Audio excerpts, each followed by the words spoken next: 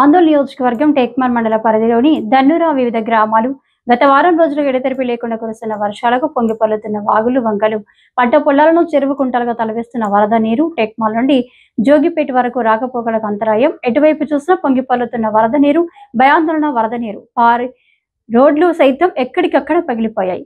వీటిని వెంటనే మరమ్మతు చేయించి ఉన్నతాధికారులు తక్షణమే చర్యలు తీసుకోవాలని గ్రామస్తులు వాపోతున్నారు. భారీ వర్షాలు కురిస్తే అత్యవసరం ఉన్న సమయంలో మాత్రమే ఇంట్లో నుండి బయటకు రావాలని తహసీల్దార్ తులసిరామ్ అన్నారు. కావున కూలిపోయిన ఇళ్లలో జాగ్రత్తగా ఉండాలి. ప్రమాదం ఉందని తెలిసిన వెంటనే పంచాయతీ సెక్రటరీకి ఫోన్ చేసి మా గ్రామంలో ఇల్లు ప్రమాదవశాత్తంలో ఉందని పంచాయతీ సెక్రటరీకి గ్రామస్తులు తెలియజేయాలి. మీ గ్రామంలో ఉన్నటువంటి చెరువులు నిండినప్పుడు అటువైపు కానీ సెల్ఫీల కోసం కానీ వెళ్ళరాదు. ఎందుకంటే ప్రమాదం ఎటువైపు నుంచి పొంచుకొస్తుందో తెలియదు. కాబట్టి గ్రామ ప్రజలు మండల ప్రజలు అందరూ జాగ్రత్తగా ఉండాలని పోలీస్ సిబ్బంది కొన్ని చోట్ల వరద ఎక్కువగా ఉన్న దగ్గర భారీ గేట్లు ఎక్కువ ఏర్పాటు చేయడం కూడా జరిగింది. ఈ విషయాన్ని వర్షాలు పోయేంత వరకు అందరూ సమిష్టిగా ఉన్నతాధికారులు చెప్పినట్టుగా అవసరమైతే తప్ప బయటకు రాకూడదన్నారు.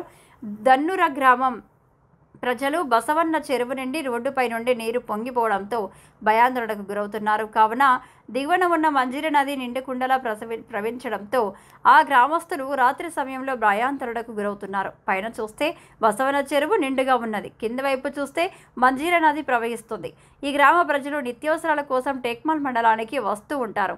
కానీ ఇప్పుడు అలాంటి పరిస్థితి లేదు. ఎందుకంటే ఆ గ్రామ ప్రజలు ఎక్కడ పోలేని స్థితిలో ఉన్నారు.